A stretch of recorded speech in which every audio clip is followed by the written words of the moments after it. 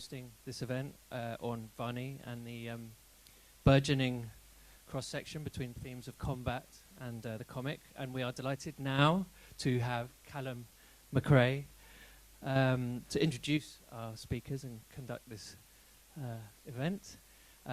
As you all know, Callum is an award-winning filmmaker, writer and journalist, and with some considerable connection to this subject. And I'll let him explain.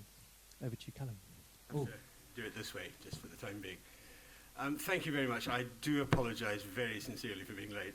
I know nobody's going to believe me, especially Dixie, but it was a genuine catalogue of disasters.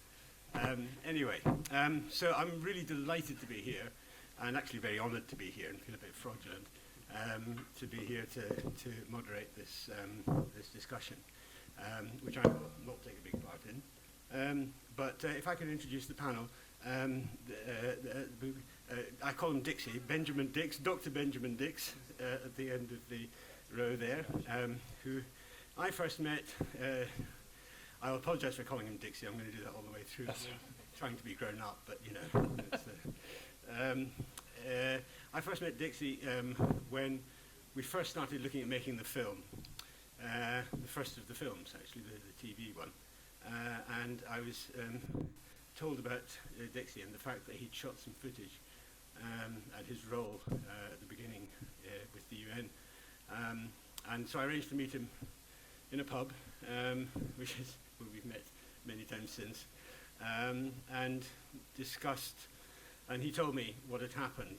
And it was, I was, you know, in the early stages of researching it, but to talk to Dixie and to see how it felt from people who were working for the UN's point of view, to see how it felt to be ordered out when they were only too well aware of what was coming. I think not perhaps the scale of it, but well aware that something awful was coming,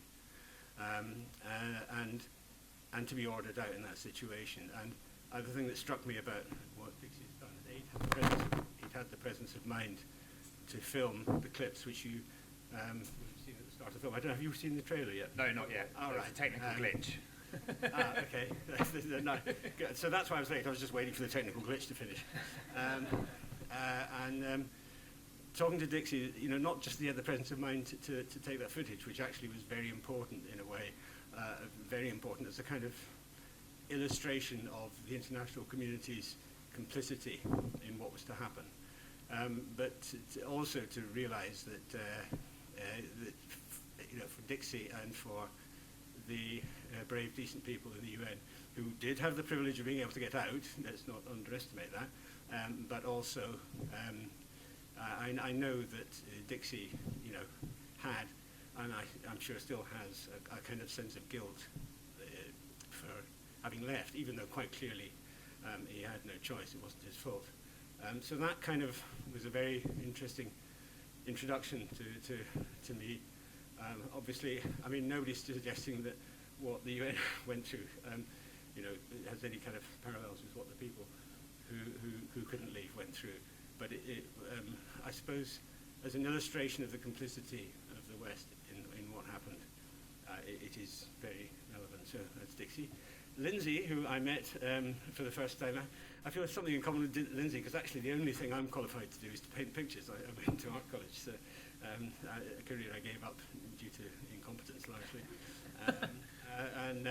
But my respect for what Lyndsay's done with that book, and just the sheer volume of work, and also the incredibly intense way that he went into understanding and trying to understand just what people went through, I think is a very big part of the strength of that book. And then, of course, there's Thusiyan, who's the editor of the Tamil Guardian, one of the most important voices, independent voices. And it's called the Tamil Guardian, but it's a genuinely independent voice, trying to describe and trying to keep up with what's going on, and monitoring the continuing appalling treatment of Tamils in Sri Lanka.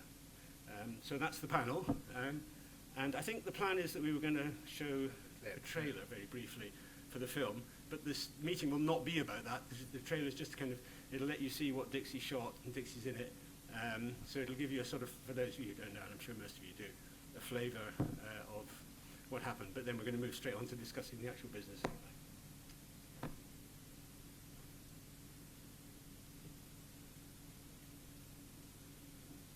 And there's somebody pressing buttons, I presume.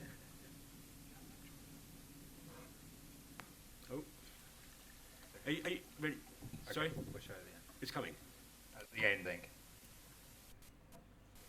At the end. It So may we're be about- yeah. working. At the end, I think it's going to come. It's not quite working, the audio bit. Oh, it's still not working. Okay. Sorry. Okay. Very smoothly. The beginning of the year. Yeah. Okay, I'm also, as soon as somebody starts speaking, I'm going to try and put this on properly again.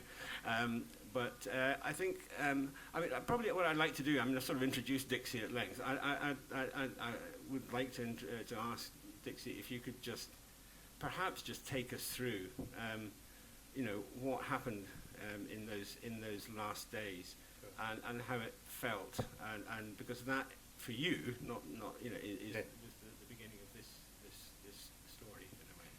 Sure, so thank you. Good evening, everyone. Happy New Year. So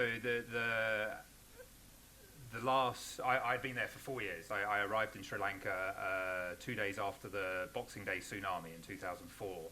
I was a photojournalist in India, and one of my old friends from SOAS, where I'd done my undergrad, was working in the Vanni in North Sri Lanka in the Tamil Tiger held area. And throughout the evening, you'll see some pictures here that I took, and then the way Lyndsay's illustrated them. And some of these are in Callum's film that you'll see later on. But so I got there. I thought I was going to be there for about 10 days to help my old friend, emotionally and physically. It was Christmas holidays, so lots of the expats who were doing humanitarian work were away over Christmas when the tsunami hit. And so I went over to kind of give some emotional and physical kind of help to my friend. And I think what I was touched by was within the first couple of days of arriving was the enormity of the tsunami. I mean, I'd never experienced anything on a catastrophe of that magnitude. The entire eastern coast of the Vanni was completely destroyed, and it was very haunting images of seeing completely cleaned beaches where people were telling me, 3 days ago there was a village here, and the village had just disappeared because it was made of kajan kind of bamboo huts, and so there wasn't rubble like we saw the pictures in the south of Sri Lanka where there were brick-built houses and things. In the Vanni they were mostly kajan bamboo type huts, and so these had just been sucked out to sea, and it was a completely clear beach, which was very haunting to kind of see. But I was mostly touched by the community. I found the Tamil community when I got there were incredibly welcoming, and although they had experienced such an event, were really welcoming to me and kind of showed me around, and I made friendships very, very quickly, and I decided to stay. I got a job with the Norwegian People's Aid and started to create a tsunami education project to kind of try and teach the geographies of tsunamis. There were lots of superstitions of what had happened, that there had been a nuclear bomb set underwater that had created a tsunami, that they had been punished by God because of whatever reason, and there was a lot of confusion and superstitions kind of growing that, there was a sense of worshipping the sea and living by the sea, and suddenly the sea had destroyed the communities.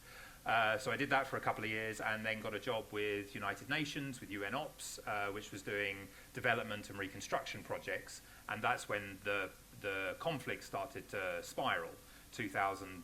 End of 2006, beginning 7, and then through 2008 it got pretty vicious. It was quite to kind of fast forward through the rumblings of the conflict that started on the northern southern borders of Vanni, which were both government-held Jaffna and Vavunya, and the Sri Lankan army kind of pincering further and further into the Vanni, and we were in the middle in the town called Kilinochchi, which was the Tamil Tiger capital, de facto capital there. And it was quite clear from the beginning of September 2008, the conflict was rising, and the UN had kind of security phases, and it went, London, I guess, would be a phase 1, all the way up to phase 5 at the moment would probably be Baghdad. And the Vanni got up to phase 4 and phase 5, and we had to evacuate. And the last month before the evacuation was horrific. I'm going to speak personally for myself, who had been there for 4 years, had made intense friendships, had a team of over 100 local Tamil UN staff, and it got to the point where we, the internationals, were being allowed out to evacuate, and our Tamil staff were having to stay behind to potential conscription by the Tigers and bombardment by the Sri Lankan army. And it became very clear that our last month there was really an international witness. We couldn't do any development work, we couldn't do any humanitarian work. We were kind of locked into our compounds, but we were witnessing, and we were there to show the atrocities from both sides, and the issues there. So I thought actually the strongest, most powerful thing I can do right now is record everything. So I photographed, I filmed, I tried to interview as many people and get as much material as I could. And on September the 16th, 2008, the UN evacuated. We were told that all international staff and any of our local staff that could leave would leave, but the Tigers kept behind our local staff's family. So where I had a male engineer that was working for us, he would be allowed to leave, but his wife and children wouldn't. So then we had this ridiculously emotional situation where, I was 32 at the time, and I was trying to counsel my 45-year-old engineer with 2 children and wife, not knowing what to do. Did he come with us to get further work outside of the battle zone and try and send money back in, or did he stay and try and somehow look after his family with the prospect of being conscripted?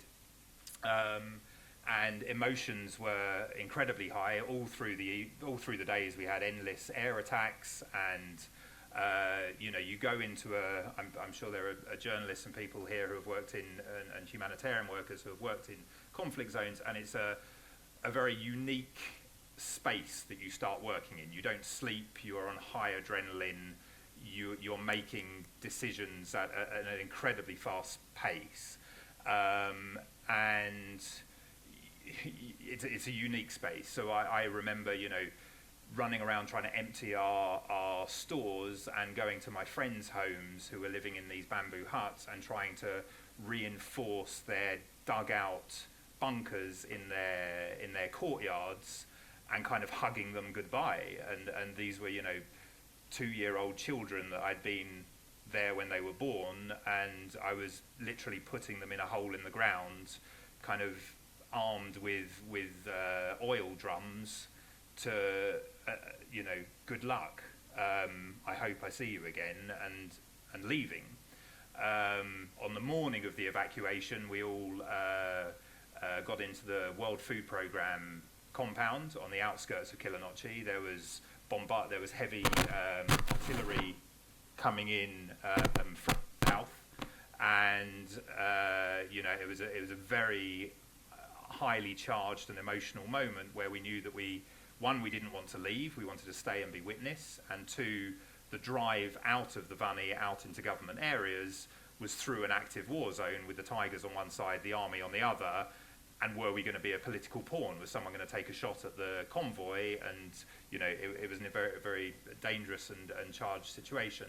We drove out of there through a fresh air attack, which I filmed and was in your documentary, and we got out, and it was the most poignant moment of my life as a 32-year-old, to be completely emotionally destroyed, professionally bewildered at working for this organisation, the United Nations, that had been there through the good times, but I believed wholeheartedly that our mission was there to protect civilians in conflict, and that's what we had just moved away from. And it was quite clear that once we moved away, once International Witness moved away, it became a very dark spot in the Vanni where there was no international media, there was no light shone on it, and atrocities occurred on a colossal scale. So I quit my job. I left the island about 2 days later. I flew back to England, and a few years later, I suffered post-traumatic stress. I had a huge sense of guilt and abandonment issues. I received for the next year kind of constant emails and messages from my friends who saying, you know, this one died, that one's died. And the most heartbreaking thing of that was the messages that I got that someone said, this person died, and I couldn't quite remember who they were, and I had to kind of look through my notes, and then it would hit you. It was like, oh, it was that guy, or it was that woman, and that was incredibly heartbreaking. And I tried to put those emotions into something and decided that a comic book would be the way to go. So I met Lyndsay, who was happily sitting in his father's house in North London drawing children's books and beautiful illustrations of animals. And I said, you want to stop that? Here, let's call it a genocide, because it was. Here's that. Let's draw this. It will take about 4 months. And 7 years later, we finished it. And through that journey, I also met Callum, who was running around trying to find video footage and putting together clips of the film to tell the story through the film. Lyndsay, should we just come on to you and perhaps if you could just, you know, talk about what you felt when you first, presumably you didn't know much about the story to start with. You know, I didn't know all that much about it at all. What I'd read in the newspaper, but, you know, there was something so bland about the way that it was reported, as is so often the case with these things. You know, and there had been such a good job done at the time of sort of controlling the flow of information which came out, which, you know, sort of the UN being evacuated from the region was an aspect of that. And so, you know, it was sort of, I think it was something where it was overlooked largely because it was a story that was pieced together after the fact. And I think that your film was actually really important in sort of putting it together in a way that sort of showed the whole arc of the thing and kind of gave a sense, I guess for a lot of people for the first time, of the actual sort of scope of what had gone on. But no, I was coming to all of it completely fresh. And so, you know, I really began for me with sitting down with Dixie and just sort of listening to him describing his own personal experience and then giving me a sort of a run through the kind of the historical and political context of the whole thing. And, you know, I instantly wanted to do it as a project. You know, I could see that it was really very interesting. But having agreed to do it, I also, the scale of it and the size of it just kind of grew and grew, and it felt like the more work we did, actually, the end point of the project kind of retreated away and away and away because there was so much to be said. Excuse me. So yeah, I came at it from a completely sort of fresh perspective. And perhaps that helped with making the book work because we wanted the book to be for a general readership. And so it was good that I had to go on the journey of learning, which a lot of the people who we hope read the book at this point would also have to go on. And it was really a matter of condensing such a complicated story into something that was kind of manageable. But you know, the sort of the process of it was there was a lot of pleasure in the whole thing. I sort of immediately Ben started introducing me to people, and I immediately met a lot of very inspiring Tamil people who had, you know, gone through some of these things. So I mean, sort of, you know, Ben's own story is obviously sort of quite moving in itself, but we began to sit down with people who had actually been on the ground and lived through this horrific trauma.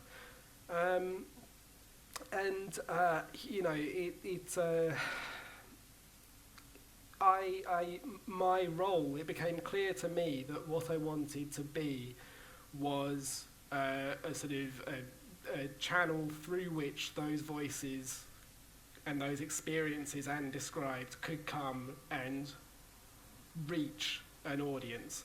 And that explicitly from the beginning was, it was sort of to the extent that this book is a sort of a political kind of a project, it was, we wanted it to be something which would reach people and educate about a conflict which had been, at that point particularly, very much overlooked. But we were both hyper aware of our white male English, the fact that that's who we were, and had it been evident that there was someone closer to the subject who was in a position where they themselves could do the same job, I would have stepped aside like a shot. But in the circumstances, it seemed like we had an opportunity to fill a gap that was there, and so we did that. But in doing that, I didn't want to stray into the territory of putting words into people's mouths, putting words into the mouth of a whole community, in fact. I sort of, in scripting the thing with Ben, I really was conscious of the dangers of kind of seeming to kind of ventriloquize people or anything like this. And so we just, for the script of the book, we really tried to home in on the undeniable human experiences of war and conflict. That was something that felt like, we could really try to address a very profound truth there, which also wouldn't involve inappropriately kind of straying into something which was not our business to speak to. And there was plenty there just in that project, and your film, Callum, actually was really crucial for me. We looked at a lot of evidence. For my part, I did a lot of reading around the subject and sort of educated myself. We went to India at that point. It didn't seem like Ben would be welcome or possibly even able to go into Sri Lanka. But at the same time, we wanted to get a sense of what a kind of a particularly rural Tamil community was like, and the way in which, sort of what it physically looked like, sort of how people's houses were built, and, sort of how people dressed, and what the lifestyle was like, and the atmosphere. And so we went to southern India and took a wonderful trip on a motorbike for, three weeks or something? Yeah, we were sort of driving all around southern India with me on the back of this motorbike, just kind of like, kind of taking it all in and meeting people and sort of going into people's houses and, sort of doing what we could so that I could accurately convey the sort of the tangible kind of nature of life before the conflict came. Can I just coming in on that, because I think what we're talking about, and it's very interesting in the sense that you've been talking about writing that as outsiders, even though Dixie clearly had an inside track on it. I made the film as an outsider. I mean, there are a couple of things that are interesting about the process, which is one, immersing yourself in the horrors of what went on, secondhand as it were, is actually in itself is awful. And the only thing that makes you survive it is to think, well, I wasn't there. And also the fact that you're doing something about it, which has a kind of cathartic effect. You can feel, I'm not just angry. When you're sitting watching this footage, you're not just feeling angry, you're thinking, I'm feeling angry, and I'm going to be able to tell the world about it. But that brings us to a very important point, which is the fact is that, of course, we came to it afterwards. Thusiyan and the Tamil Guardian and the Tamil diaspora were desperately telling the world what was going on. Excuse me. And the world wasn't listening. I mean, that footage, an awful lot of the footage in the film that we made, we found on the internet, but been seen maybe a couple of hundred times, Our job was to put it together in the same way that you've done, is to try and synthesize this massive just horror into a narrative that we could make people pay attention to. But I think the very real question has to be, for us, for the Western media, and for Western audiences, like everyone outside of Sri Lanka, why weren't we paying attention? What can we do to make sure if this happens again that we do pay attention? I mean, it was a profound failing that the Tamil Guardian and the Tamil diaspora were desperately trying to tame the world. They were standing outside the Houses of Parliament and just being looked at as slightly odd, trying to describe what, excuse me, what was, as Dixie described, indistinguishable from a genocide. So that's a long question. It wasn't even a question, but Thusiyan, do you want to talk about what it felt like in the? I think at the time, so I was actually in my second year of university when it was all happening. I was studying over here at King's, and it felt like everything was crumbling, and it's really quite difficult to put in words the real sense of tragedy and panic and alarm that was being felt across the diaspora. And it's not just here. I mean, in London there's a sizable diaspora, but in Toronto, across Europe, in America, I think everyone was really up in arms and worried about what was going on and what this could mean. And many people were saying, looking at the rates of bombings and shellings and the number of people dying on a daily basis, it was a genocide. But not that is how you define a genocide, but just the sheer numbers were incredulous. In London alone, I think it was actually, given the size of the Tamil diaspora here, it was actually one of the biggest protests in January that they had, one of the biggest marches in British history. So there were close to 200,000 people on the streets. We've had pretty big marches since then for various other causes in London, but just in terms of British history, that's something that's pretty astounding in and of itself. The fact that the British Tamil diaspora were out here for 72 days and nights outside the Houses of Parliament, literally hollering and pleading and begging. I saw grown men and women and uncles and aunts literally begging and pleading police officers, saying, please, you have to do something, please do something.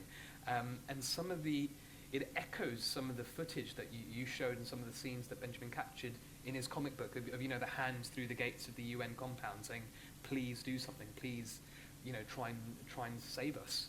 But unfortunately, the narrative was a tough one to change. The Sri Lankan state had successfully sold a different narrative, and much of the world, including, talk about global powers as much as you like, but from India to China to the US and to the UK, they'd all pretty much given tacit support to the Sri Lankan military offensive, which ended up killing tens of thousands, if not, up to 140,000 or more. And I think that's something that's actually still in place a little bit today, and I think that narrative is beginning to change. I think it's been a decade since these kind of massacres that have captured in both of your works. And it's only now that I think the narrative is beginning to change. It took a little bit of time for people to kind of recognize the scale of it. But there's still a lot of work to do. I mean, most people, when you talk to them about Sri Lanka, they think about tea or crickets. Do you think that narrative has changed too late, and do you think it's been allowed to change now because the job is done and it doesn't matter now? Well, it's that thing, sort of, anger dissipates, and sort of the energy to do something about something, is the moment past? Is that why that's happening? Well, actually, I think that's a good question. I think it is a very good question. I think, so there's a lot of talk about whether global politics had a bit of play in this, because you had the Rajapaksa regime in power until 2015, and 2015 onwards you had a change in government.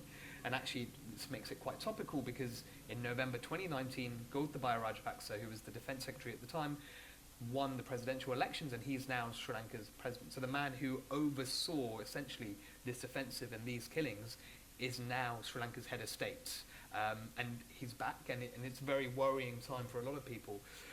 Whether the narrative was allowed to change, it's difficult to say, but I do know that for Tamils in particular, it hasn't changed. That anger hasn't dissipated. If you look at the streets of the northeast, of the Tamil areas, the mothers of the disappeared, so mothers of people who were abducted by the army, taken away by the army for questioning, and never to be seen again, over a decade on for some of them for several decades, are still protesting. They've been on the streets, literally holding placards, sat on the roadside, said, "We are not going to leave until you tell us answers to where our children are."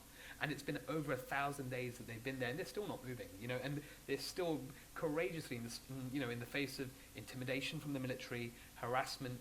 Some have been physically assaulted. The family members have been questioned or, brought in for interrogation by the police, and they're still there. And I don't think that anger and that sense of injustice of what's gone on has dissipated yet.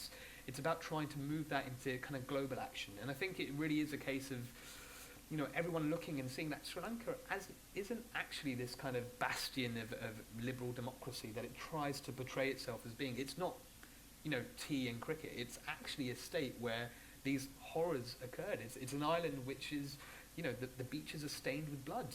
And I think that's something that's a really important point that we have to make, and it's a narrative that we have to challenge, because I think that if it was up to the Sri Lankan state, they would like to paint a narrative of, it's a tropical paradise, beaches, come visit, lots of tourism, we play cricket all around the world, we've got the finest tea, etc., etc.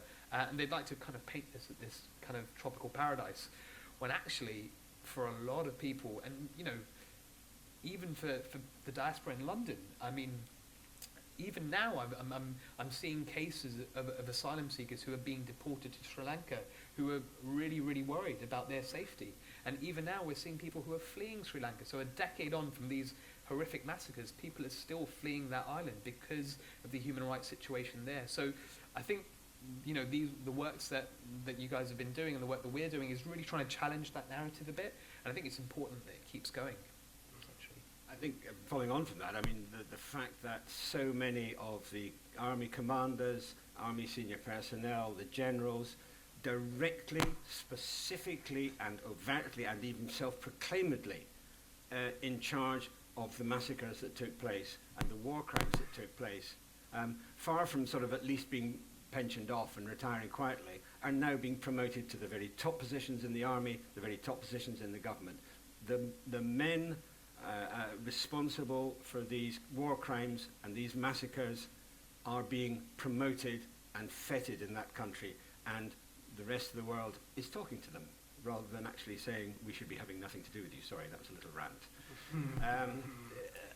So coming back to the book, I mean, I'm going to actually come back to you just for one brief question as well, which is what do you see the role of things like Dixie and Lyndsay's book at this stage in actually a process of truth-telling, which, hopefully one day eventually will be the first stage in the process of justice and of justice? I think it's really important, actually, because I think, like I said, the narrative has been so different for such a long time. The fact that you guys have gone out and actually spoken to these to the victim community themselves, and like you said, I think it's again, we've all got to be aware of our own privileges as well. As men sitting here on this panel, but also as insiders and outsiders looking in. I'm part of the diaspora. I was born and bred in London, so we all have to be aware that we're not ventriloquizing, as you quite nicely put it. But that being said, I think this kind of project does give voice to some of the atrocities that went on. So I think it's actually really important in terms of truth-telling. I also think it's important in terms of just getting this material out there, because even for us, again, looking back at kind of the British government's role, the British government still trains Sri Lankan police. We still deport Tamils back to Sri Lanka. So I think, it gives us a little bit more. And I think that the asylum story is something that I found really interesting. But I mean, if you haven't read the book yet, guys, I mean, definitely read it. The asylum seeker aspect, the fact that it's, almost starts off with the scene of a Tamil Uber driver in London, and it really brings it home and hits home to everyone else who's reading it about how close this story is. It's not just some faraway land. It's here on our doorstep, and I think that's really important, because that accountability process hasn't happened yet. That chance to kind of grieve and to mourn, but also have that truth-telling process, that justice mechanism hasn't happened yet.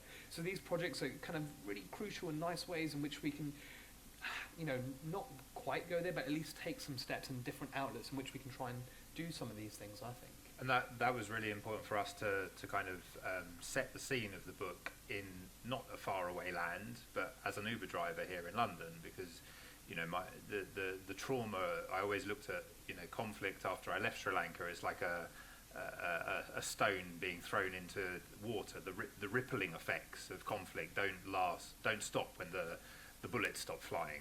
They go on through generations and generations within the diaspora. And so it was very important that the people that we were interviewing, whether it was in Chennai, in Zurich, or London, which is where we did our field work, people were suffering, that they weren't being shot at anymore, but they were in an alien world. And Anthony, the protagonist in the book, was suddenly was plucked out of. You can see the pictures of where the book starts with him being a fisherman on the beaches of Vanni, and it was an impoverished place. He lived in a bamboo hut. He had a dugout canoe. He had one net, and he collected fish. And we would look at that as an impoverished lifestyle, but it was home, and there was a sense of home.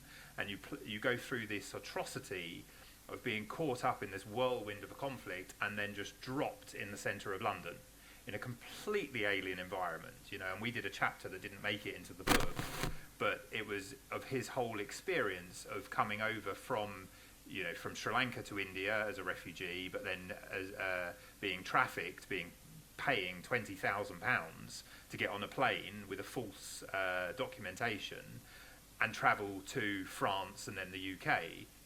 Now that experience, we've all jumped on the London Underground, or without swiping. I hope just me, isn't it? But we've all been on a train or a bus without a ticket, and it's an uncomfortable journey. The conductor's going to come down and get it. It's an uncomfortable journey. But put that on another level when you're on firstly you're on an aeroplane for the first time in your life. You're a fisherman from the Vanni, so you're on an aeroplane. And I remember one of the people we interviewed was telling us, they got on an aeroplane and they were so scared because they were travelling on a false passport. If they didn't make this journey, what would happen? Would they get sent back to Sri Lanka and die? Would they ever see their family again? So, the levels of stress on that flight. And then little things like, it was the first time... Sorry. 2020, maybe invest in some new... So the first time he had ever used knife and fork. This is a guy from the Vanni who eats rice and curry with his right hand. And he's suddenly sitting there in an aeroplane seat being given a box of food and a plastic knife and fork to cut his chicken breast and rice. And he's trying to look normal. And then he went to open the window. This is what you do on public transport. You open the window. And so all of that, and then he went to the toilet in the plane and pushed that, and it scared the hell out of him. So all of these little things that we don't pick up in the media, we don't pick up in film, we don't pick up often in journalism, we were able to put these nuances into the book, which made it incredibly human to try and tell the levels of stress post-conflict. And then there's one slide that I put in here today, which I find one of the saddest slides. It's I think it's the last one. It's the completely silent page of the protagonist just sitting in his London bedsit seeking asylum. The survivors of his family are on the other side of the world. He's got to London, and then he goes through another brutal chapter of trying to seek asylum, with all of the questions that are trying to trip him up and send him back to Australia, to Sri Lanka, with the confusion of it, and then the isolation of talking to his wife and child in Chennai on Skype, which I had a very emotional bit with that research, where I was sitting in a internet cafe in London with a guy talking to his wife and child in Chennai, and then 6 months later I was in Chennai with his wife and child, seeing him on the streets of London. And so that's the privileged space that I had, that I could navigate these spaces. But these two are left, and maybe 3 years, 4 years is a short amount of time where they'll come together, but maybe they'll never see each other again. And the mental anguish of going through that, and I think that's something that we had to put boundaries around the book, because that could almost be the sequel, the traumatizing effect of asylum seeker, which isn't unique to Sri Lankans. That's a universal story. Yeah, that's true. Sorry, go on, Sam. Well, no, I was going to say, I mean, sort of on the asylum-seeking thing, and sort of, kind of talking about this thing of people's terror of being sent back, and, a big aspect of that being, our hostility towards asylum seekers. And I was just thinking about the sort of, the kind of the way in which we've been criticising the Sri Lankan government here, but, I mean, I've got plenty of criticism for the UK government as well, in that respect, and sort of that's something that was really important for us to include in the book. And, I mean, it's sort of, I mean, we don't have a moral leg to stand on, because an aspect of our hostility towards asylum seekers, which has made life so hard for Tamils, for example, is our own warmongering in so many parts of the world directly, which has created this sort of, this kind of supposed, crisis of refugees. It's not really for us. We could easily absorb all of these people, but, we have this kind of narrative that there is this desperate situation. And, and the sort of, it's the way that this knocks on to someone like Anthony in our book. And, we really, the sort of the one thing with the book was that it was absolutely laser focused on the bottom up. I mean, there's all of this kind of, sort of, we hear what the politicians have to say, we hear what the journalists have to say, and, you kind of, within mainstream journalism, you do get like a little, VT to camera from the sort of the refugee camp or something like this, sort of, they've walked a very long way to get their water or whatever. But, we really wanted to actually focus in and create something which is a very, very substantial meditation on the level of suffering that people are expected to absorb, and then somehow even be grateful for what little they get when they come as asylum seekers here, if they're allowed to stay. I mean, it is just that thing of sort of, who are you siding with and whose experience is the most important? And it's got to be the people who've got the least and have suffered the most. And, if you can actually just really seriously think about that, which I think your film also does, putting it into a wider kind of journalistic kind of context, but I think that very much, I mean, sort of, your sympathies and your interest was with those people who are helpless. And that was what caught me about what you said in the first place when I met you. You were talking about leaving your friends behind with nothing but the shirt on their back and the flip-flops on their feet, and that's it, and, go and brave the bombs. And it's just, I mean, what story is more important than that? But that's the one that gets the least attentive kind and therefore we intentionally didn't put, it's not a story about, the Obamas and the Rajapakses and the generals and it's the story of a fishing family. Yeah. And I think, one of the, we're talking about asylum seekers, of course the other huge traumatized population are the people who were there. There is a generation, growing up who lived through that. Of course I'm no medical expert, but to me, it seems impossible that people who've lived through that, who've been bombed for months on end, who every one of those young kids has seen people blown up in front of them, seen relatives blown up in front of them, nearly been blown up themselves, and many of them suffered traumatic physical injury as well as emotional injury. There is an entire generation who will have PTSD. An entire generation. And that generation keeps being told, be quiet, accept it, justice will come, look to the international community, we'll deliver. And they're watching the international community go completely silent when the men responsible for what was done to them are promoted. So that trauma is not going away, it's getting worse. That trauma is building, and there is a generation who are I hate to think what's going to happen. And I also hate to think if any of them got so angry that they did something,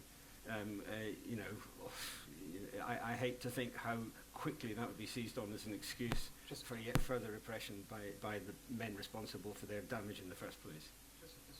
Actually, a few months ago, I was in Parliament for an event on Tamil genocide recognition, and I actually met there was a really powerful intervention by a 14-year-old girl who she got up and she spoke with a British accent. She said, I think she lives in Walthamstow somewhere. She says, I'm from East London. I go to this high school, this, that, and the other. I'm doing this as a subject. And then she said, I was in Mullevaikal. I was in the Vanni as a child. I remember, I was 3 years old, and I remember hiding in bunkers. And her father was disappeared. Her father's been, taken away by the military, and she's never seen him again. And that, I think that brought the entire room. I think you were there, weren't you, Benjamin? And that brought the entire room to pin drop silence, just to hear this testimony from this 14-year-old girl who's clearly seen some of the worst in the history of the island, and that's, she's here in London, and thankfully she's safe. But you're right about that whole generation who are growing up on the island. One of the more insidious things that's happening now is the militarization that's taking place there. So the Sri Lankan army is actually bigger in terms of just sheer numbers than the British army, in terms of numbers.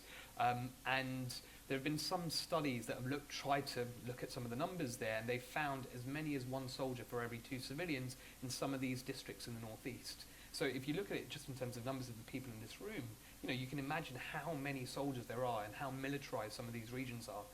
And the military is actively involved in so many civilian activities there. So when schools are having kind of programs, for instance, commanders are invited, and soldiers come and do giveaways of stationaries or bicycles and all this stuff in their uniform to these kids. And the kids are Tamil kids, it's in Tamil areas, and the army is almost entirely Sinhalese. So there's a real kind of domination that's going on in the northeast, and it's seen as it's an occupation, really, more than anything. And that mentality and that ongoing trauma that they're living with over there, you're right, it has, like Benjamin said earlier, it has generational effects. I mean, just these events a decade ago will have generational effects. So the impact that the continuing occupation will have, it's scary almost. I just want to quickly Dixie, if you can say something, and then I'm going to throw it open for discussion. I just want to mention the girl from Parliament, because Lyndsay and I always struggled with what's the audience for this. Okay, it's a general audience, but what does that ever mean? Is that everyone in the world, or is it just Tamils, or what is it, or people who are interested in conflict? And the girl, I was at the Parliament, she came up to me afterwards, and it's difficult for people to talk about this stuff. A 3-year-old girl who was on that beach, who witnessed these experiences, who has the trauma of not seeing her father from that time, came up and just said, our book, because it's a comic book, and your film is wonderful, but it's graphic. It's hard to watch. It's a very difficult film to watch. Lyndsay has not shied away from showing the gruesomeness and the destruction of conflict, but it hangs on more of the aftermath. He doesn't dwell on the explosion. He dwells on the quiet point after the explosion. And, she now uses that book, has got it, and it's a tool to be able to talk to her family about it. It's a tool to be able to talk to her friends about it, who are Tamil or non-Tamil or non-Sri Lankan. And I think that, I was new to comic books. I don't have a history in comic books at all. And I've just found that that's such a powerful medium of being able to tell these incredibly complex, traumatic stories through sequential art, gives a softness and an engagement that I haven't really seen in other mediums. And hats off to you, Lyndsay. You've done, you've just drawn an amazing piece of work. I'm going to throw it open. What Dixie's brought up there actually is something we should come back to, because the role of comics, and actually what Dixie and Lyndsay are doing now, in actually sort of created, I think, inspired by this project. Yeah. They're now doing a lot of very interesting work, which I think I'd like to hear a little bit about, in all sorts of other areas to do with human rights and to do with empowerment and so on. So we'd like to come back to the end, but I think before that I'd like to throw it open to any questions that people in the audience have, or contributions.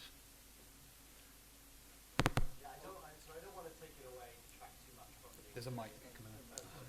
I don't want to, sorry, it's weird hearing my voice, detract too much away from the experience of those on the ground, but one thing that, a question that I had actually was about the diaspora. You mentioned there was kind of large Tamil diaspora, especially here, kind of protesting at the time, and I was wondering what the relationship was between the Tamils and Sinhalese here among the diaspora was back then at the time, and what it is now, and whether it's kind of hardened or softened, or whether there's been a kind of process of reconciliation, at least amongst the diaspora, since then, actually.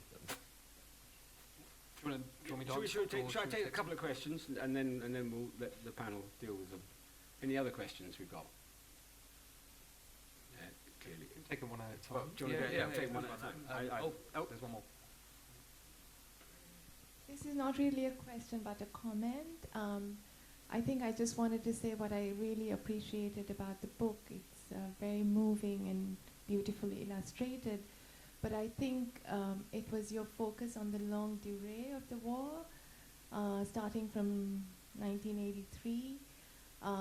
Because I think what it does is to reveal the magnitude of the violence, the tragedies upon tragedies, you know. It's not just one death or one displacement or one disappearance, but these multiple events. And I think we hardly hear the story told in that way, because if you look at human rights documentation, works by categorizing harm, so, you know, report about torture is not going to talk about the person's whole life. And I think for me, even when survivors are given the opportunity to talk about their own lives, they rarely talk about it in these, you know, they rarely talk about their whole lives. And in fact, I mean, a kind of a paradox about post-war Sri Lanka has been that there has been so many opportunities given for people to in fact give testimony. But you see that it's always, you know, people talk in fragments.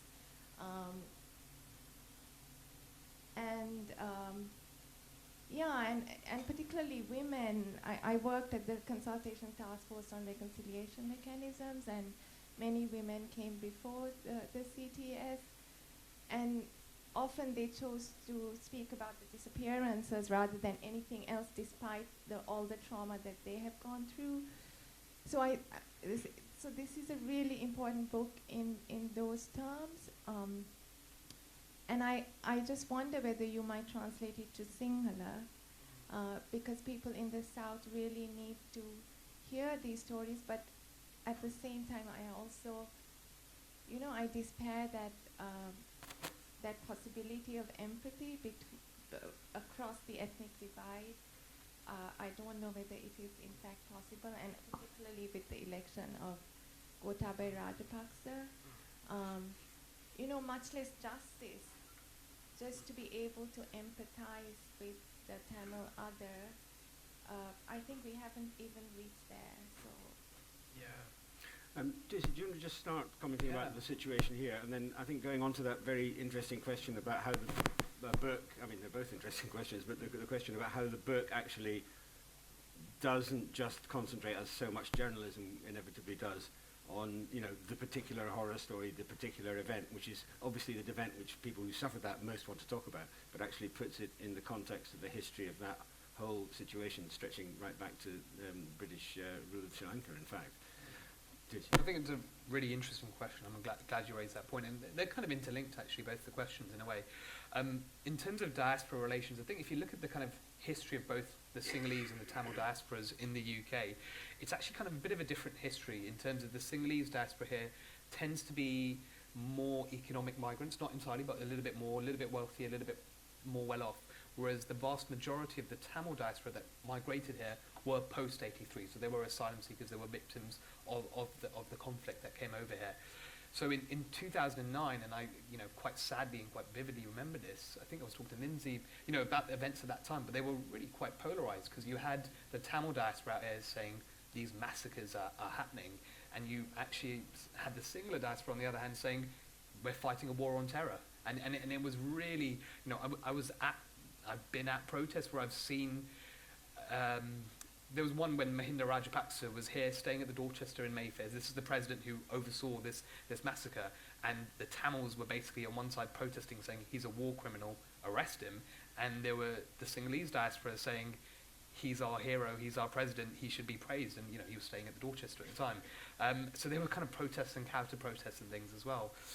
And you've also had the Sri Lankan High Commission here working very closely with the Sinhala diaspora and doing things which were basically detrimental to the asylum seeker processes, to the asylum seekers here, and also trying to get a lot of Tamils in trouble, for instance. So they were trying to work very closely with terrorism legislation in the UK to try and ban Tamil diaspora groups. There was a recent case of a brigadier who was at a Sri Lankan High Commission event, and when Tamils were protesting outside, the brigadier in military uniform stepped outside and made death threats, essentially, made his throat-slitting gestures towards them. And that was only a year or so ago, or 2 years ago now. So the relations between the Sinhala and Tamil diaspora over here kind of mirror what's going on back home, to be honest. But I think the difference is over here, the Tamil diaspora is much more vocal because they've got the space to be more vocal. So they can hold kind of much more open protests. That's not to take away from those who are protesting in the northeast, because they're doing so, but like I said, they're doing so under occupation. So I think the diaspora relations basically mirror what's going on back there. And unless you've got some real building of relations, then it's not going to, that won't change. And I think there are areas in which that could work. So for instance, you know, I'm a journalist, so we've been looking at kind of press relations, and journalists on the island have suffered as a whole. So I was looking at a study the other day that said 48 journalists were killed from 2004 to about 2009. And that's Sinhala, Tamil and Muslim. But 41 of those were Tamil, so 41 of 48. So there is kind of space to say that, look, everyone has suffered, journalism has suffered, media has suffered, but there has to be recognition actually that the vast majority of the victims were Tamil, right? And it was targeted at Tamil journalists, the vast majority. But I think that if that recognition is there and that understanding is there of what every community has suffered to, what everyone's gone through, and a recognition of actually, yes, you know, it was Tamils who suffered the most during this particular period. And, you know, whereas during the JVP uprising, which was another leftist uprising, it was the Sinhala youth in the south who were massacred by the state. So I think there is space for that kind of cooperation, but it needs a little bit of recognition of the other suffering, if that makes sense. Dixie and Lyndsay, do you want to talk about I mean, the way which I think you're referring to is the way in which history was explained and put in context, but actually also put in context as seen personally by individuals, rather than as a kind of historical, didactic kind of lesson. So we kind of topped and tailed the book with, you know, the making of the book turned into my PhD of the methods and ethics of taking an amalgamation of 20 interviews of Tamil survivors and turning them into this fictionalized protagonist family, Anthony and his family.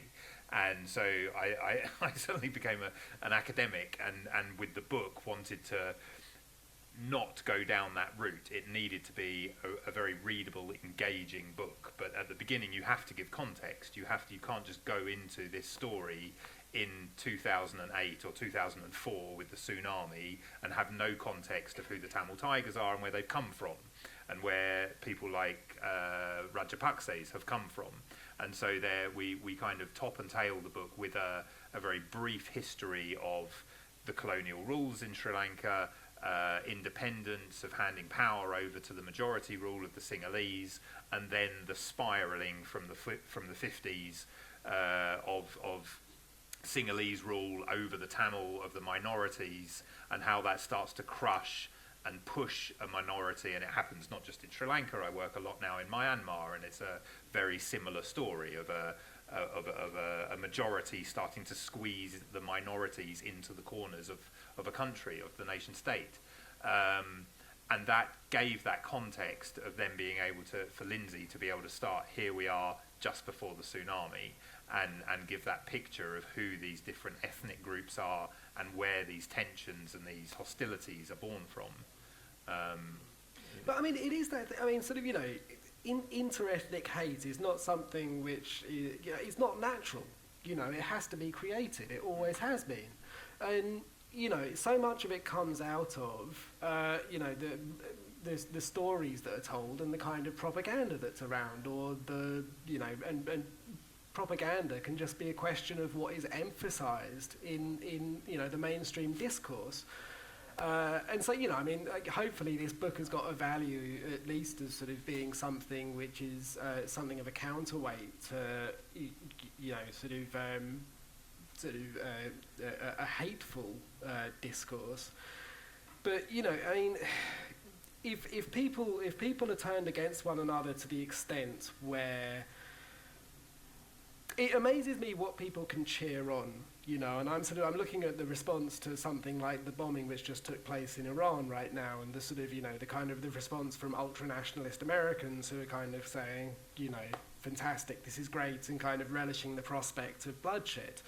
You know, I mean, that's not a normal human emotion, that's not a normal human condition, that's something which is really inculcated in a population. And I think, you know, when I think about this in Lee's perspective, I am absolutely not here with this book to question, contradict, or in any way make light of the suffering of Sin Lee's person who has lost any loved one in a terrorist attack in Sri Lanka, or to diminish that in any way, shape, or form. I can absolutely sort of, you know, that's entirely legitimate.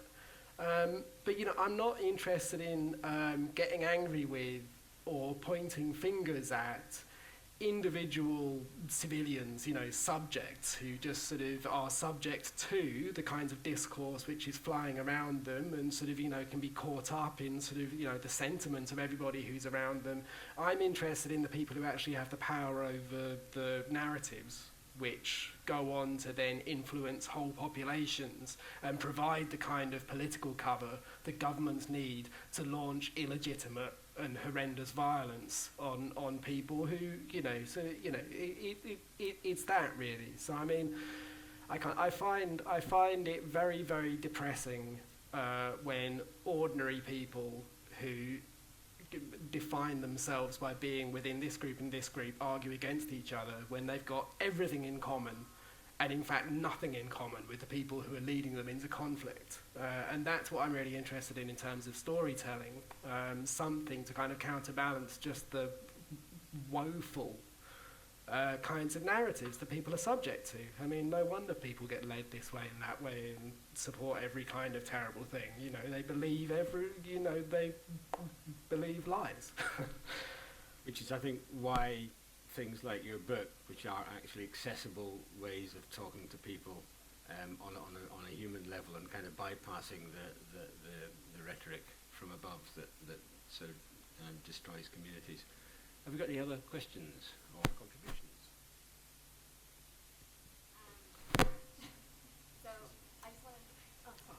Thank you. So I just want to say thank you again. I mean, I read the book and it brought me to tears, as I've told you before.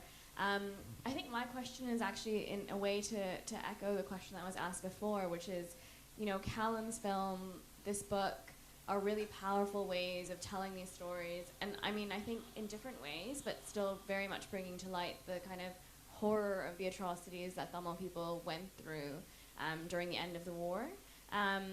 And I think one thing I've found, you know, having worked in Sri Lanka, is that these stories are well known and understood in the Tamil population in the north and east of the island.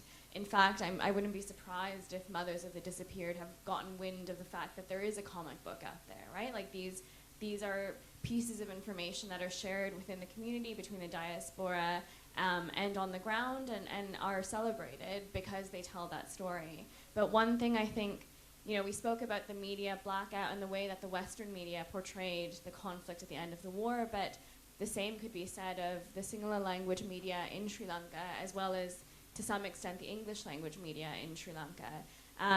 And, you know, I know Callum has gotten the film with Sinhalese subtitles, but no one is willing to screen it in the south of the island. And I'm just wondering whether you've tried or been making attempts to have the book kind of transmitted to the south of the island, and if so, what obstacles have there been? I mean, some of them I know are self-evident, but because I do think that, you know, I've been in workshops with Mothers of the Disappeared who are Sinhalese, Tamil, and Muslim, and there is, you know, this recognition that goes across ethnicity of what it means to feel loss, what it means to like not know the fate of someone who's been disappeared. But that, you know, and actually I find that victim communities across ethnicities are more willing to recognize the political structures that exist, the maybe you know, disproportionate share of victimization that has happened across communities, but it hasn't happened on like a more, you know, mass scale. And I think books like this, films like yours, would be so instrumental in doing so if they could be shared and screened. And so I know, especially now with Gotabaya as president, it'll be even harder. But what kind of attempts are being made, I guess, is my question. So it's always been a kind of goal of mine, I think ours, to get it translated for, you know, into Tamil obviously, but I think more importantly into Sinhalese. As you say, the Tamils know this story, they lived and breathed it and they know it, but the Sinhalese, what always hit me, I you know, 4 years I spent in Vanni, but I travelled all around Sri Lanka, and it always, you know, amazed me that the communities, the fishing villages of Hambantota and Matara and Amparai and all these places are the same as the Vanni. Like, it's a fishing community, and they, you know, they live in similar buildings, they catch similar fish, and they have similar songs and cultures that they share. And it's politics, it's media, it's this rhetoric that vilifies each community against each other. And I think it would be wonderful to get it into Sinhalese. I mean, I think we should actually send a copy to Gotabaya. I'd love to get his endorsement of the book, and I'm sure he'd love it. Can we get a copy to Gotabaya? Can we send one to him? A signed copy? I think I've seen footage of Callum trying to hand over his film to I Gotabaya. did actually try and hand it over, yes. It wasn't a great success. No, it was not. I mean, he's a very approachable chap, so I'd love to get him a It was copy. to the last, to Sri Lanka, wasn't it? That you Yes, tried to it was this, yeah. It was just a- Right, but I mean, at the moment, we're sort of, you know, it came out in September, and the you know, since September, there's been a change of government in Sri Lanka. We are actively looking for Tamil and Sinhalese translations and publications. One thing that I think would be really nice is to make, you know, it's an elitist book in many respects in terms of the cost of it. So, you know, it's published here, it's published in India, and but it's still at, you know, 17 quid here, 800 rupees in India. I would love to get it almost serialized we were talking the other day, and like, you know, a pull-out from a newspaper in Sri Lanka where it could be 10 rupees or 20 rupees, you know, and just get the story out there and find the best way of doing that, which might not be a published book. It might be a pull-out from a newspaper. The current situation in Sri Lanka, I don't see that happening, but we will try. Yes, sir. Any other questions? Yeah. Yeah, hi, my name's Amal. I'm just worried about a little bit about balance. I haven't seen the book, so of course I'm speaking from only what I've heard today. We have copies for sale. I'll try and get one. Thank you. It's a good plug. Just wondering, because you mentioned you've been around the island, you've met with fishermen in Hambantota, and obviously you've conveyed this story, I presume, from the narrative of the people in the Vanni. But as you say, you know, did you try to convey what it was like to be someone from the soldiers who were experiencing, you know, awful attacks from the LTTE? And also, I think a general point, going back to the answers that someone raised a very good question about the diaspora communities and reconciliation, which hasn't been a word that you've heard much about today, and about the attempts to bring communities together, and whether this book is an attempt to try and do that 10 years after a war. And also whether another name we haven't heard much of today is Prabhakaran, and whether the loss of Prabhakaran now is a step towards helping reconciliation. The death of the LTT as a military force also is a step towards reconciliation. And how can we bring communities together? Whether your book is in some way an attempt to do that. I think translating it into Sinhala is a good idea. And also whether we could have a panel that's better representative of Sri Lanka. Mm-hmm. That could also help. Frontline Club could do almost better representative. Thank you. Yeah, I mean, there's a lot there. The book is it's a novel, and therefore it's focused on a family story. It's focused on a Tamil story because that's the experience I had in Sri Lanka, 4 years in Vanni. And I've been asked this question before, and I would welcome a Sinhalese version of this book and would love to come to that event. It's not the book we wrote because it's not the experience I had, nor the community that I was involved with when I was there, and therefore, as a novel, as a book, you tell a narrative. I'm very aware, as we have written in the acknowledgement of in the afterword of the book, there are multiple narratives to tell in Sri Lanka, and I hugely welcome the Sinhalese version of this book.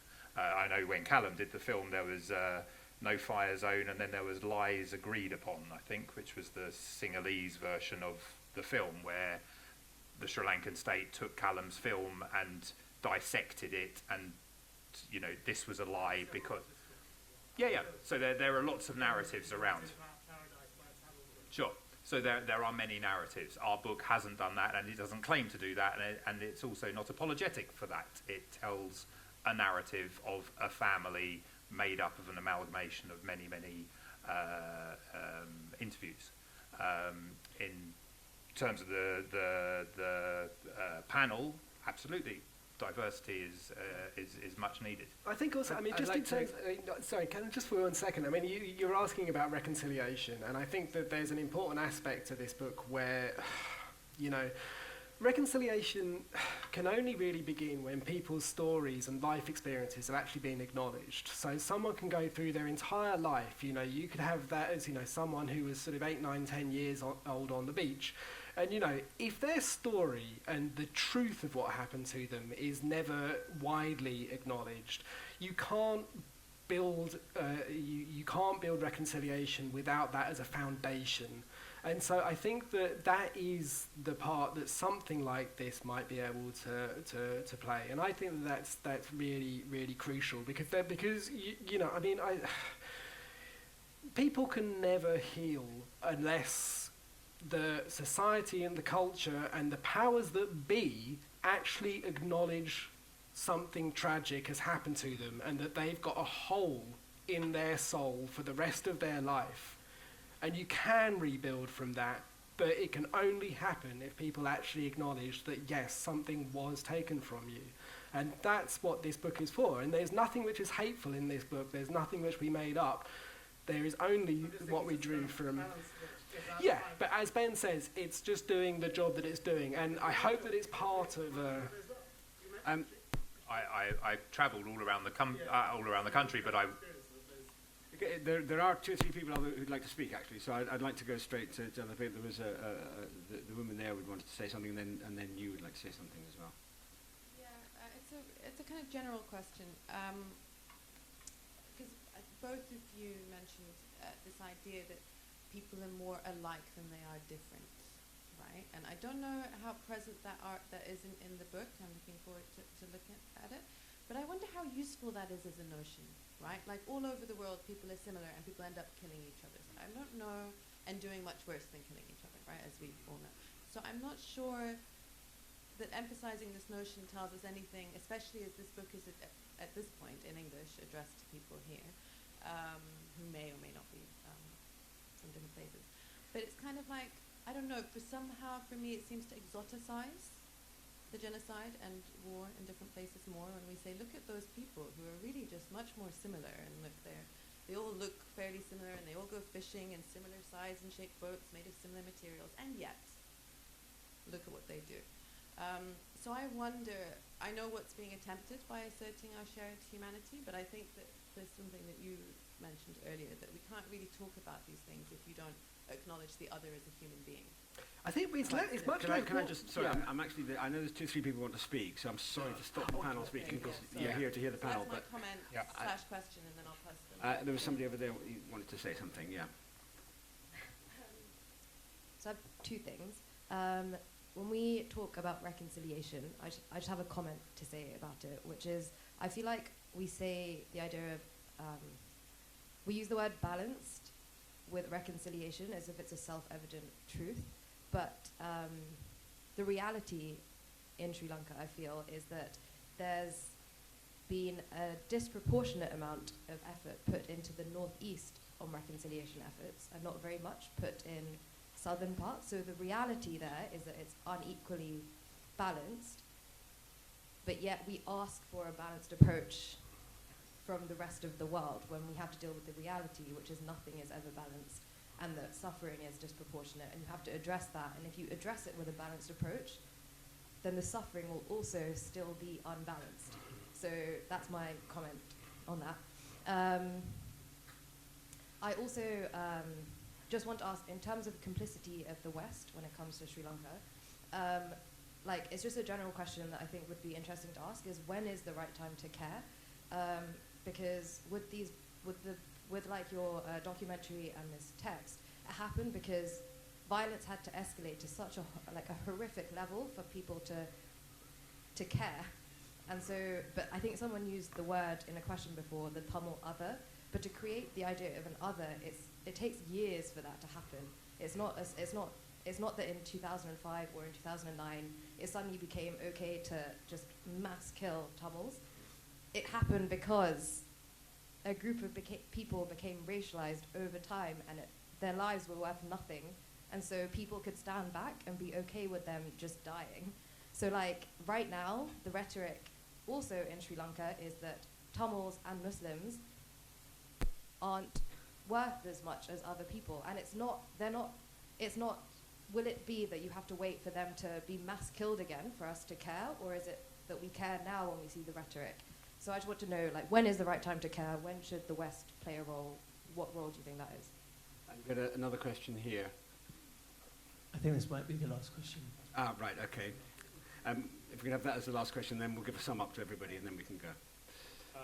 So yeah, I just wanted to comment on, and question, I suppose, the idea of post-war narrative, because I think especially, well, whilst we can have these kind of discussions over here in the West, we're not kind of given that same liberty in Sri Lanka, where, you know, there's post-war monuments commemorating soldiers, talking about how great triumph it is, where there's actually tours conducted in Sinhalese, celebrating the massacres of so many innocent lives. And I think that it kind of speaks to a broader problem when there's such an overwhelming victory. So when we talk about, you know, even today in Britain, you know, poll says 50% of people still support the British Empire. In the US, we have Eddie Gallagher, not Edward Gallagher, like, talked about like a friend. And I'm seeing this increasing rise of nationalism and an inability to really give voice to another. And I'm wondering, how do we deconstruct this kind of chauvinism which is taking place, but in particular in Sri Lanka, where there's an increased military presence and an inability to speak out? Okay, I'm going to ask each of the speakers to give a brief response and final sum up. And perhaps very briefly, Dixie, if you could just touch on what the new project that you're involved in, which I think would be of interest to people, but I'm afraid we'll have to keep it quite short. I mean, just briefly, I mean, sort of, in terms of sort of, you know, the kind of the rise of this global phenomenon of you know, all of this kind of hatred, it really is, I think that sort of everywhere around the world, what you see, and sort of, and this is something where I think that we're very much like around the world, ordinary people have their sentiments manipulated by the media and the general establishment. You know, I mean, the kind of war making that you see and the kind of inter-ethnic conflicts which are being stoked here, everywhere. I mean, essentially, I mean, you know, I mean, who benefits? I mean, in the UK, the arms industry is what, our number 2 industry, is it? I mean, this is a disgusting state of affairs. So, I mean, you know, I mean, it's the people who are actually stoking this stuff is where you have to direct your ire, and you have to not take your eye off the ball. The fact that if you're in a Twitter argument with someone who's infuriating and racist and whatever else, you've got to recognise that it's probably coming from somewhere. But the real issue is, where is this actually flowing out from, and who is actually benefiting from these conflicts? Because it's always to do with maintaining the power and the status quo. Like almost, it just that's what it is. You know, I mean, in general terms, you know, this is a general kind of an answer, but generally that is the case.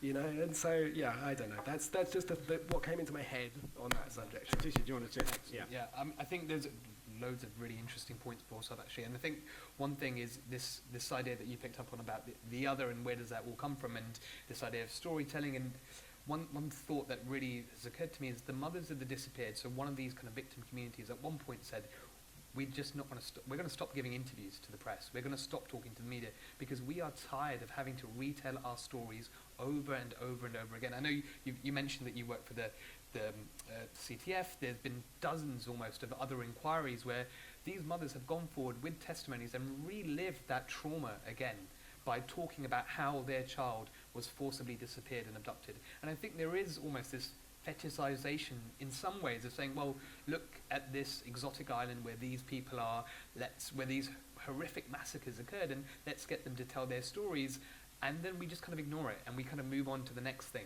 and we don't actually empower them, these victims, enough to actually listen to what they've got to say, because they're politicized as well. They have, you know, they've got, you know, their own right to be able to speak about what the next steps are. And I think that's some place where we fall kind of woefully short, really. And I think there's been a lot of, and whilst, you know, projects like this are great in terms of telling the narrative, like Callum said, some of these videos were on YouTube for months, for years, and no one cared or picked up on it until it was put in a format that was accessible and digestible and things, you know. And I think we really need to start questioning about, as a whole, as society, and especially here in the West, about how we perceive these different narratives from people of colour from different places all around the world, and how we're going to act on them. Because you're right, there is this kind of global phenomenon of right-wing nationalism coming up, but in Sri Lanka it's that kind of right-wing nationalism has always kind of been there. Well, it's been there for decades at least. This really extreme singular Buddhist narrative that the state's been running, and sadly looks set to worsen from 2020 and beyond. So I think it's gives us a lot of food for thought going forwards.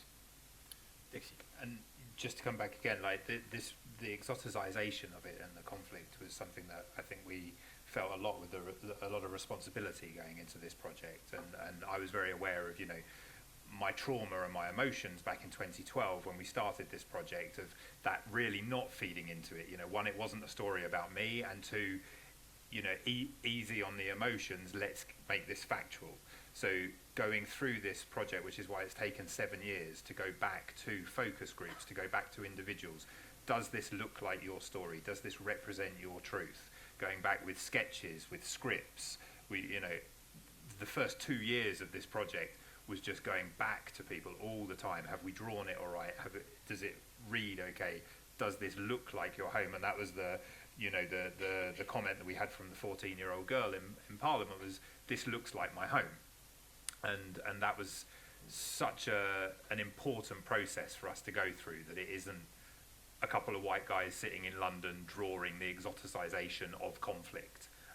It was a quite rigorous methodology of creating this documentary in book form. I know there's a point, can I just clarify that I wasn't suggesting that the book was exoticized.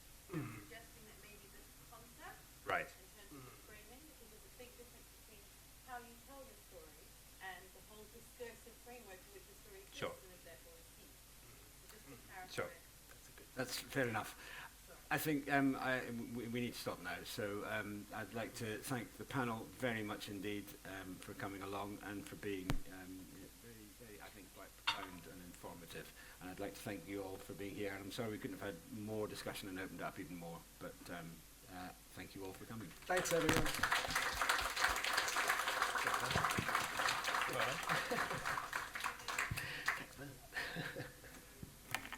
And we never got to see the trailer, but never mind. Thank you very much, Callum. Oh, yes, I know there are copies of the book, Vanni, on sale at the back of the room. We'll get the lights on so that you can see those. And apologies that you weren't able to see the trailer. We could have tried again now, but I think we don't want to keep you waiting any further. Thank you.